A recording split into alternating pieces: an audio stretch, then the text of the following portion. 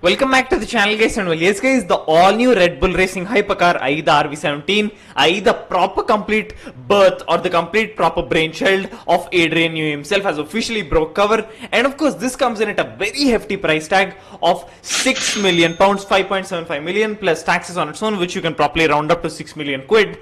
But on its own, when you translate that to USD or dollars on its own, that comes out to a whopping $7.78 million, or just under $7.8 million. But for such a hefty price tag, what are you getting that is properly deeming it worthy of such a price tag? And well, in lieu of that, you are getting not one, not two, but multiple features. First of which is the fact that this is literally Adrian Newey's brainchild on its own, where of course in the past he has worked in collaboration with Aston Martin on the Valkyrie, but midway of course Aston Martin completely became its very own F1 team, hence they completely dispersed. Hence Adrian Newey didn't completely get to properly pitch in his magic into the Valkyrie. Hence he opened up the taps of his complete magic and properly unleashed his craftsmanship skills and of course his engineering mastery on its own on this, and this is the proper outcome, the RB17. Of course the name on its own is the proper missing linkage between the RB16 or the complete RB16B, which was the complete second derivative of the RB16, and due to the complete regulation halt in 2021, they directly skipped from RB16B to RB18,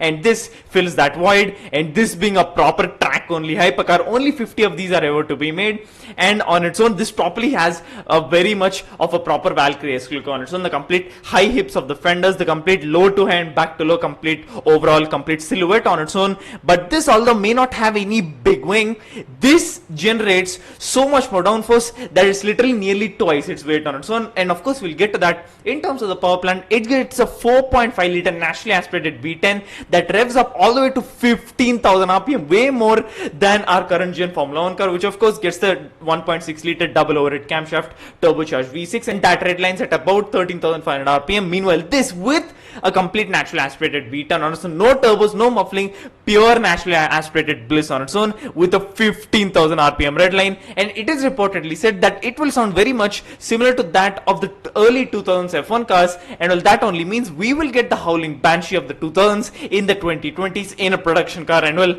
that on its own is definitely more than enough to win my heart over. But of course, carrying on, the 4.5 liter NA V10 itself makes 1000 horsepower, but that's not all, because it also gets some electric augmentation, thereby making this a proper hybrid hypercar on its own, and that gives an additional 200 horsepower, thereby upping it to a complete total output of 1200 horsepower. Of course, power going right to the rear wheels, and of course the complete engine is completely hooked to a 6-speed F1 style flappy paddle gearbox on its own, no double clutch one of course, because of course that would be way more heavy. And on top of that, this properly has been synchronized with that of a proper F1 spec gearbox. It is quite literally the exact gearbox, but just fine tuned a bit to make it a little bit more complete user friendly and not as properly brutal as you properly see in F1 cars. But nevertheless, the proper overall look of it, guys, is completely astonishing, and the fact that they used a blueprint of a Formula 1 car and still managed to get a 2-seater track only hypercar. I mean, that's literally Adrian Newey just properly doing his own very own magic on its own. And on top of that, the complete negative spacing in between, of course the proper center, proper front part, and of course the complete wheels. And of course, as you guys can see, it's got a push short setup suspension on its own, of course from F1 on its own. And this is one of very few cars to have an active aero front splitter as well on top of that, of course, as well as an active aero rear wing. But of course that is completely flush with the bodywork, it doesn't properly protrude out like of course as per usual of a wing, but nevertheless it still properly generates a heck lot of downforce. But nevertheless, let's first take a listen to what this will sound like, i.e. an NA V10 from the early 2000s.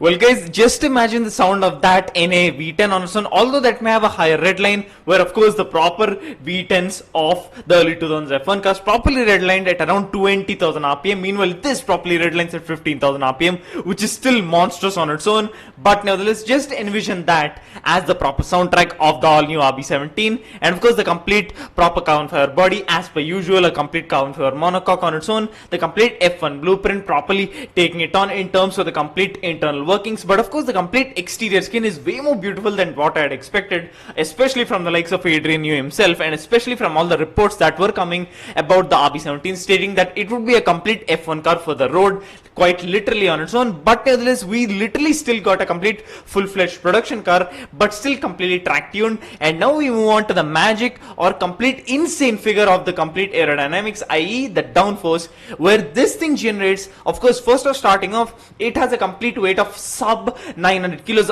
It's under the complete magic mark of 1 ton on its own. And now here's where it gets completely insane on its own, because this is only something that Adrian Newey could do, especially to a complete full-fledged production car on its own with F1 internal workings. This properly generates a monstrous amount of 1700 kilograms of downforce at the speed of 160 kilometers an hour, where complete full-fledged road legal cars take over twice the speed on its own to even get to the monstrous amount of 1000 kilograms, let alone 1700. Meanwhile, this bearing the complete full engineering from Formula 1, and of course the proper brilliant mastermind of Adrian Newey himself properly pitching in his own magic.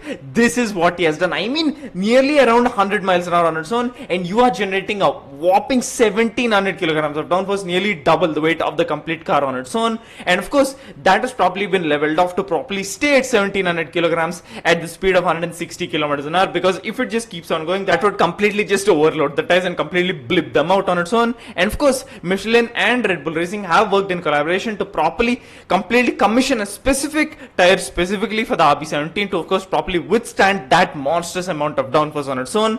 And well, in terms of the complete side profile, this has got to be one of the most monstrous looking, yet one of the most subtle ones, especially from the side. It properly has the complete F1 effect, especially the side part on its own, that is very much from an F1 car. And of course a complete carbon fiber body as per usual, sub 900 kilos guys. I mean, that on its own is properly a monstrous number. And well, 1700 kilograms of downforce at the speed of 160 kilometers an hour. And well, Adrian Newey just doing his own magic, I guess. But nevertheless guys, what do you think? I mean, we're getting an NAV10 1200 horsepower, 1700 kilograms of downforce, a 6-speed F1 race spec complete flappy paddle gearbox on its own, carbon fiber all over, and on top of that, a proper track only beast that on its own is worth, of course, with a new hefty price tag of $7.8 million on its own. I mean, that on its own exactly explains why that is the proper hefty price tag. But nevertheless, some more fine-tuning bits are left to be done, but soon the proper process for all the 50 allocations being allocated to the owners is set to begin, because of course they will properly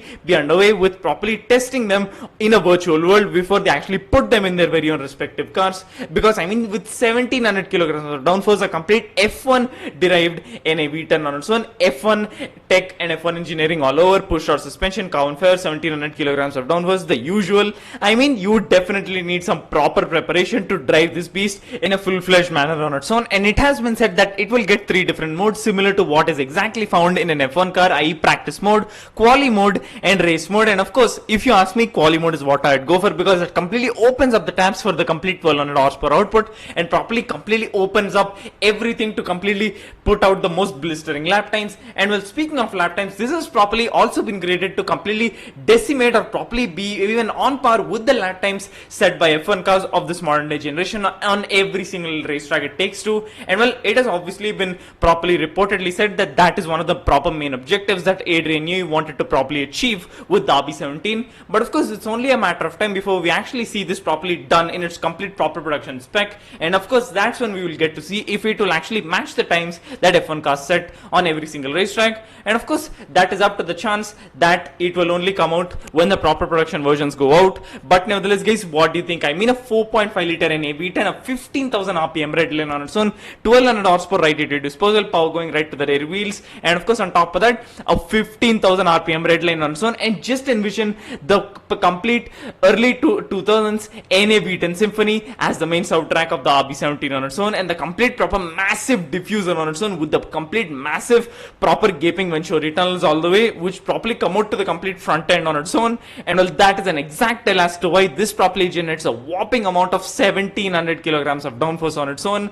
And well, I mean, what do you guys think? The complete side silhouette is completely throwing it off, especially with the fact that this is supposed to be a proper track weapon, and since it has knowing, people will assume it to be something somewhat of like a complete top speed oriented car, yet it generates a massive amount of 1700 kilograms of downforce at the speed of 160 kilometers an hour. And well, I mean, that's just Adrian Newey completely conducting his magic in a proper manner such as he sees fit. And well guys, if you thought the Valkyrie or the complete Valkyrie MR Pro were completely monstrous on its own, well, the RB17 takes it to a whole nother level. Although we may not get an NAV12, we are still getting an NAV10 that redlines up all the way to 15,000 RPM, 1200 horsepower, 1700 kilograms of downforce at the proper speed of 160 kilometers an hour. A complete proper revolutionary design, especially with the fact that it is completely combining the proper pinnacle of engineering or complete pinnacle of motorsport engineering and properly merging it into a complete production car, and actually keeping it in such a way such as to keep the motorsport feel alive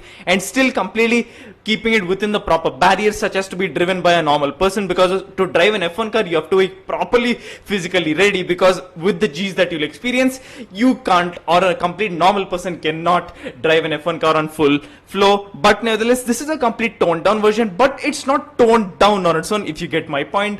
But nevertheless, this is the all new RB17 monster, and of course a massive hats off to Mr. Adrian Newey to properly bring this to life. And I mean, an NAV10 with a 15,000 RPM redline, I mean, if that doesn't do it for us car guys, I don't know what will. And well, do you guys think this is worth the proper $7.8 million price tag or the £6 million price tag? Comment below, and of course give your thoughts in the comments below. And well, thanks a lot for watching guys. Remember to that sub button and click the bell to ensure you don't miss out on any future videos. Thanks a lot for watching guys. See ya.